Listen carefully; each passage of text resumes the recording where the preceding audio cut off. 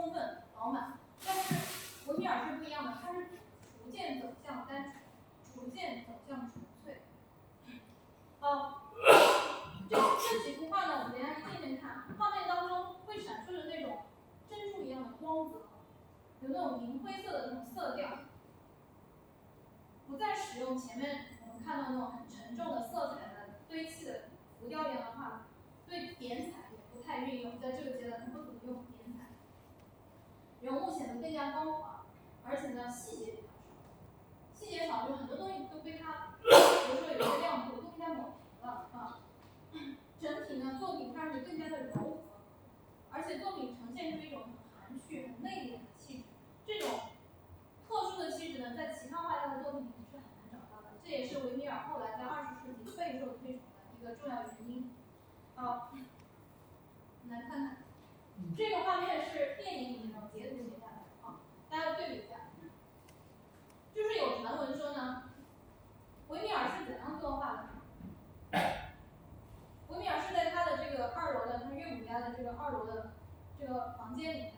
他布置，他是这样，他会用一个木偶，就是人偶，木头做的人偶，跟真人差不多大小，然后呢，穿上真人的服装，然后放在这个窗户前面做各种各样的动作，他会配他的道具，比如说他的2把椅子经常成为他的道具，还有他那块毛毯，我们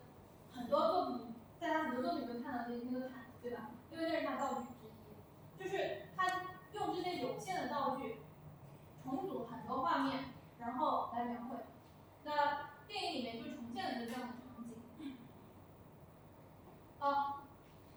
刚才那个是就是真人在那里摆这个动作的时候，他要通过真人在那里摆动作来寻找构图的方式。那么刚刚前面我们也提到，维米尔很可能用了暗箱这样一种光学设备来辅助他构图，形成画面。那么这个画面呢，就是我也是从电影里截图来帮助大家理解的，就是他通过这个透镜看到的一个构图。因为为什么要通过透镜看这个构图呢？很多时候呢，我们的眼睛因为受很多周围的光线的散碎的影响，我们看到的画面呢，其实是有很多，就是光是很杂的，那么画家为了在他的作品当中体现出非常统一的色调，那么这时候呢，他通过光学设备呢观察呢，你会发现整个画面的这个光感、光线的感觉非常的统一。不知道我有没有说清楚？好，这是他的另外一件作品，弹鲁特琴的女子。一个年轻的女孩呢，她在调试她的这个鲁特琴，但是她的脸是朝着窗外的，目光看着窗外。然后这里呢有一些翻开的乐谱，地上是不是还有一把琴？对，这个看不清啊，这个好像是看不太清楚。那么当时呢，在荷兰共和国时期，那时候荷兰成立共和国了，就是它也正因为如此，才会出现这个荷兰黄金时代，经济啊，这个艺术啊都非常的昌盛。当时富裕的年轻人呢，是把学习音乐作为受教育的一部分，就是大家都要学的。而业余的音乐会呢，就是大家会自动组织一些业余的音乐会，